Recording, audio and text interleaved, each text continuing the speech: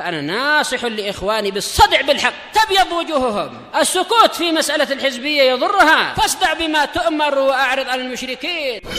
سلامي على دماج ورجالها والشيخ يحيى ودار العلم يا سعد بانيها. العالمين أشهد أن لا إله إلا الله وحده لا شريك له وأشهد أن محمدا عبده ورسوله.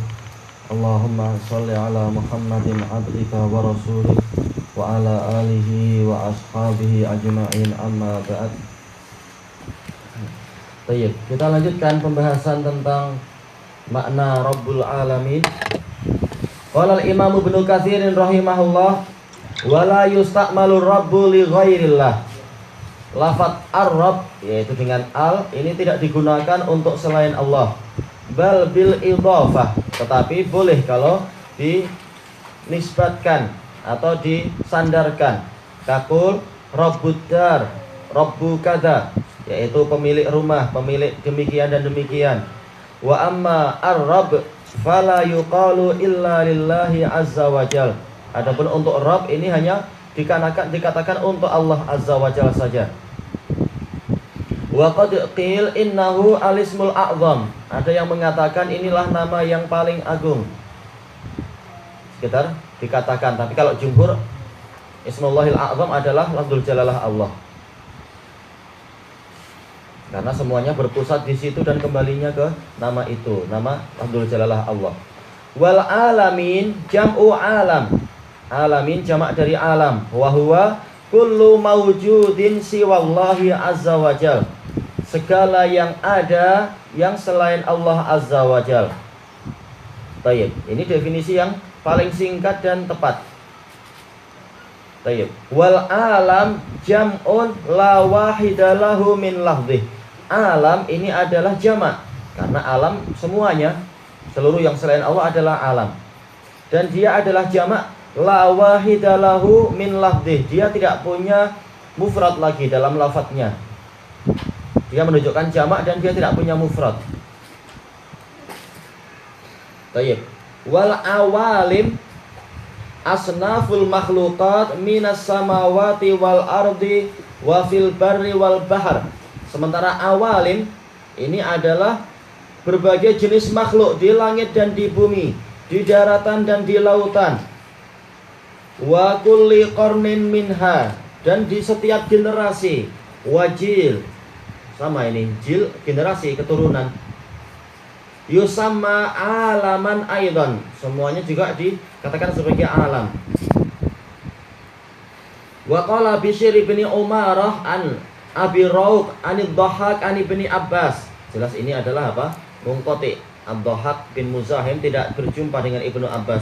Alhamdulillahi rabbil alamin, maknanya adalah alhamdulillahilladzi lahul khalqu kulluh was samawati wal ardh as-samawati wal ardun wa man fihinna wa ma bainahun.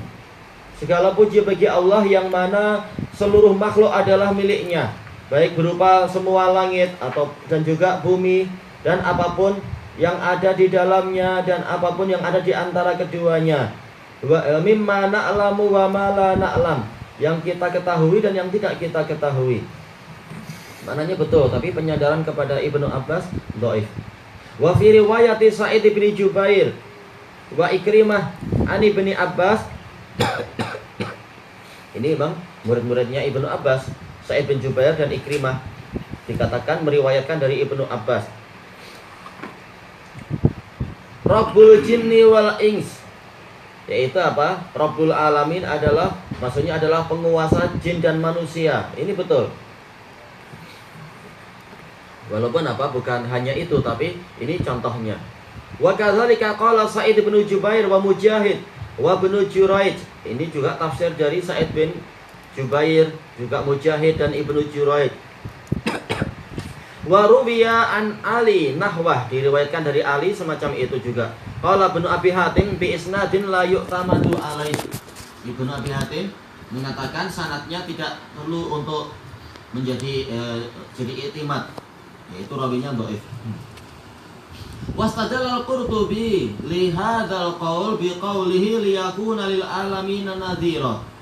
Al-Qurtubi berdalilkan dengan firman Allah Ta'ala agar Rasul tadi itu menjadi pemberi peringatan bagi alam semesta. Maksudnya adalah peringatan untuk manusia dan jin. Baik, wahumul jinnu wal ins.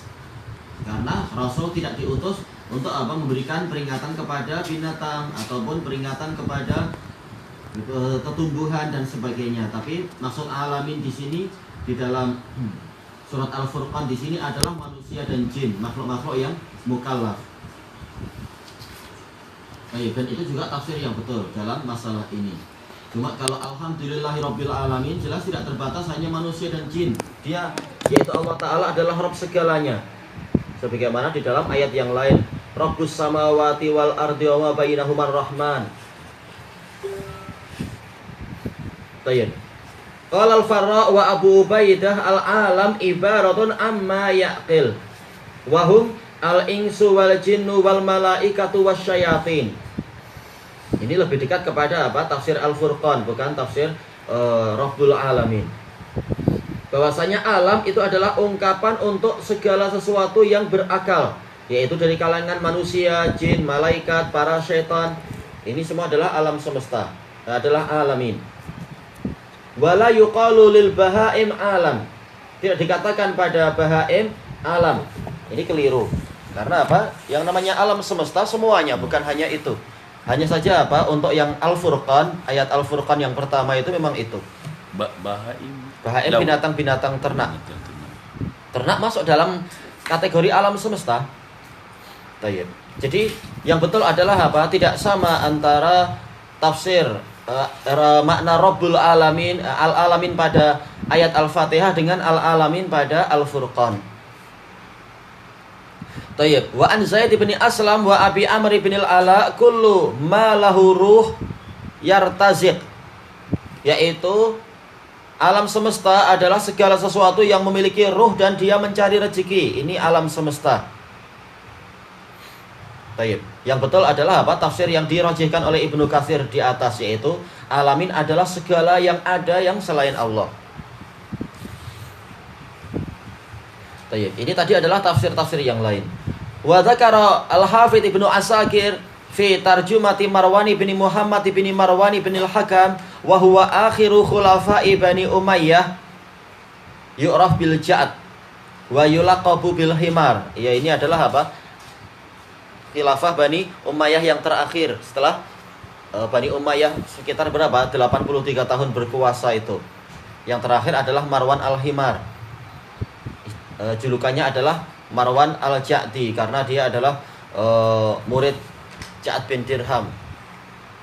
Pengasas apa itu? Akidah Jahmiyah itu. Nah, ini khalifahnya tertipu oleh orang itu. Annahu qal, dia mengatakan khalaqallahu sab'ata asyara alfa alam. Allah menciptakan 17.000 alam. Ahlas samawati wa ahlal ard. Ahlus samawati wa ahlul ard alamun wahid. Seluruh penduduk langit dan bumi ini baru satu alam. Tapi apa? Tahu dari mana dia seperti itu? Sementara dia sendiri apa salah dalam mengambil guru? Wasairu dzalika la ya'lamuhu illallah, dan yang selain itu tidak ada yang tahu kecuali Allah. Nah, kalau nggak ada yang tahu selain Allah, gimana Anda tahu seperti itu?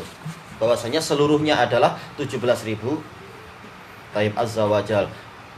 Tapi ini adalah sekitar apa? Salah satu pendapat yang tidak didukung oleh dalil.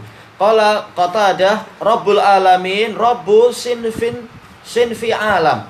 Rabbul Alamin adalah kullu sinfi alam, segala jenis dari alam semesta ini. Assalamualaikum. Tayyib. Wa qala Abu Ja'far Ar-Razi, sementara apa? Riwayat dia jelas dhaifah karena dia adalah Isa bin Abi Isa Mahan, Isa bin Mahan, dan dia adalah apa? Dhaif, tapi dhaifnya tidak berat. Boleh kalau ada penguat boleh. Ani Rabi ibni Anas an Abil Aliyah fi qaulihi ta'ala Rabbil alamin qal al ins alam wal jin alam wa ma siwa dzalik samaniyata asyara alfa alam. Samaniyata asyara alfin alam.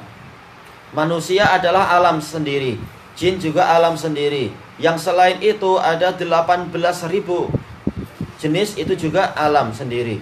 Hanya Allah yang tahu. Gimana dia tahu pembagian semacam itu? Au arba'ata asyara alfin alam, yang atau boleh jadi adalah 14.000. Tayyib, wa huwa yasyuk, dia merasa ragu. Minal malaikati alal ard, yaitu dari kalangan malaikat yang ada di atas bumi. Walil ardi arba'u zawaya, bumi ini memiliki 4 sisi. Zawaya yaitu bagian tepi-tepi, pinggiran. Fi kulli zawiyah salasata alafi alam, di setiap sisinya itu ada 3.000 alam. Hanya Allah yang tahu bagaimana, dari mana orang ini mendapatkan seperti itu. Baik. Wa khamsumi'ati alam, yaitu 3.500 alam. Khalaqahumullahu liibadatih, Allah menciptakan mereka untuk beribadah kepada Allah. Rawahu Ibnu Jarir wa Ibnu Abi Hatim. Baik. Tapi apa? Ini perkara gaib, hanya Allah yang tahu. Kita tidak tahu bagaimana pembagian seperti itu. Makanya Ibnu Katsir mengatakan wa hadza kalamun gharib. Ini adalah kalam yang aneh, ucapan yang aneh. Yahtaju mithluhu ila dalilin sahih. Yang semacam ini perlu kepada dalil yang sahih. Ini jayyid. Beliau menyebutkan pendapat yang lain kemudian menjelaskan keadaannya.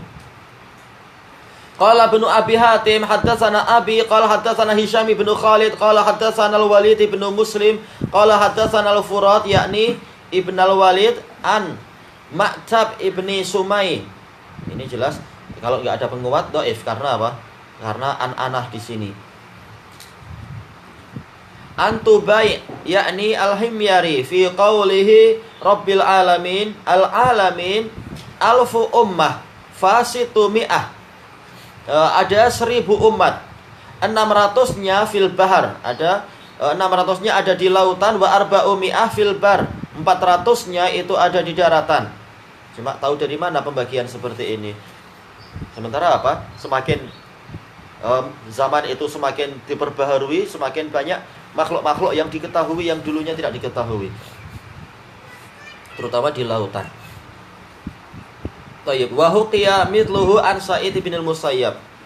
Belum lagi yang ukuran apa itu mikro, belum lagi yang ukuran nano. Ternyata banyak makhluk yang aneh-aneh yang kita belum tahu. Itu baru makhluk yang di alam nyata, belum lagi yang di alam tidak nyata, yaitu apa? Semacam jin. Kita nggak tahu berapa jenis mereka secara total dan seterusnya. Dari jenisnya, belum jumlahnya. Tayyib. Kelanjutannya besok insyaallah, wallahu a'lam. Tambahkan dalam surah Al-Kabut bahwa Al-Quran itu sendiri sebagai rahmat. Bagaimana itu? Gimana lafadznya yang mana itu? Inna fi dzalika larahmatan wa dzikra liqaumin yu'minun. Kalau lafadz yang sebelumnya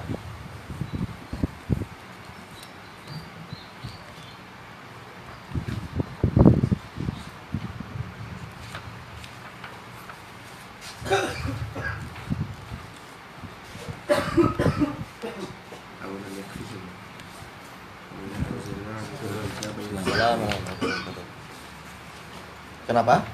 Awalam yakfihim anna anzalna 'alaikal kitaba yutla 'alaihim inna fi dzalika wa dzikra liqaumin yu'minun.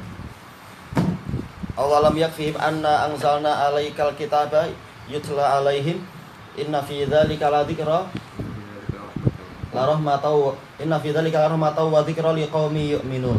Terus pertanyaannya adalah kenapa menggambarkan Al-Quran, kasihnya Al-Quran yang bersifat tayyib. rahmat.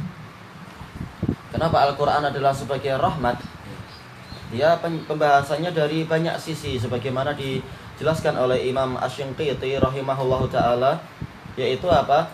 Dia dikatakan sebagai rahmat. Yang pertama adalah karena seluruh peringatan-peringatannya, seluruh perintah dan larangannya, seluruh bimbingannya itu adalah demi kemaslahatan umat manusia itu sendiri. Maka itu adalah rahmat.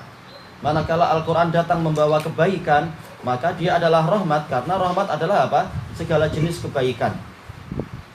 Itu dari satu sisi. Kemudian sisi yang kedua adalah dia membawa kepada kesempurnaan, menyebabkan manusia menjadi semakin sempurna hidupnya. Maka Al-Quran adalah rahmat. Kemudian dari sisi yang lain, dia menyelamatkan manusia dari kegelapan. Kegelapan yang selama boleh jadi 600 tahun manusia tidak tahu al-haq dan seterusnya. Yang ahlul haq mereka dikalahkan oleh ahlul batil. Kemudian datang Nabi yang terakhir dengan membawa Al-Quran tadi. Maka ini adalah rahmat yang sangat besar, menyelamatkan mereka dari kegelapan tadi kepada cahaya, menyelamatkan mereka dari kesesatan menuju kepada petunjuk. Kemudian ada jaminan barang siapa mengikuti Al-Quran, dia diberi kemenangan, mampu mengalahkan apa? Lawan-lawan. Seandainya manusia berpegang teguh dengan Al-Quran, maka apa? Mereka itu akan mampu mengalahkan para musuh-musuh mereka. Maka ini adalah rahmat yang sangat besar. Itu baru di dunia, belum lagi yang kemenangan di akhirat dengan apa? Dengan sebab Al-Quran. Kemudian dari sisi yang lain juga dijelaskan oleh Ibnul Qayyim, dia rahmat dari segi apa? Dia adalah obat. Di samping dia adalah obat untuk kesesatan dan kejahilan, dia juga obat untuk penyakit-penyakit fisikal. Maka ini juga rahmat. Dan ini semua baru rahmat untuk orang-orang yang beriman. Belum lagi rahmat untuk apa? Orang-orang yang kafir. Dalam artian apa? Ketika Al-Quran itu ada, maka untuk yaitu Al-Quran itu menyebabkan mereka menjadi terbimbing. Dan juga apa? Dengan datangnya Al-Quran, maka mereka diselamatkan dari musibah yang sifatnya adalah apa? Sifatnya adalah menyeluruh sebagaimana umat-umat yang sebelumnya. Yaitu umat-umat yang sebelumnya mereka tertimpa siksaan dengan siksaan yang bersifat menyeluruh. Sementara setelah datangnya kitab yang terakhir dan nabi yang terakhir, maka siksaan yang bersifat menyeluruh itu dihilangkan oleh Allah Ta'ala. Ini adalah bagian dari rahmat. Belum lagi dari sudut pandang yang lain, rahmat dari Al-Quran itu sangat tidak terbatas. Rahmat dari sisi ilmu pengetahuan dan seterusnya. Lebih dari apa? 600 jenis ilmu pengetahuan ada di dalam Al-Quran. Dan itu adalah rahmat yang besar, terutama untuk manusia dan jin. Karena memang sifat manusia dan jin adalah apa? Selalu ingin tahu. Dan ternyata sumber pengetahuan ada di situ. Dan seterusnya. Itu semua adalah rahmat. Tapi rahmat untuk siapa sebenarnya? Rahmat untuk orang-orang yang beriman. Adapun yang tidak beriman, secara umum rahmat yang mutlak mereka tidak mendapatkan. Wa nunazzilu minal Qur'ani ma huwa syifaa'un wa rahmatul lil mu'minin wa la yazidu dzalimina illa khasara. Dan kami turunkan yaitu dari jenis Al-Qur'an itu obat dan rahmat bagi orang-orang yang beriman. Sementara orang-orang yang zalim, Al-Qur'an tidak menambahi mereka kecuali kerugian. Baik, itu adalah baru sedikit gambaran tentang apa? Rahmat yang ada. Wallahu a'lam.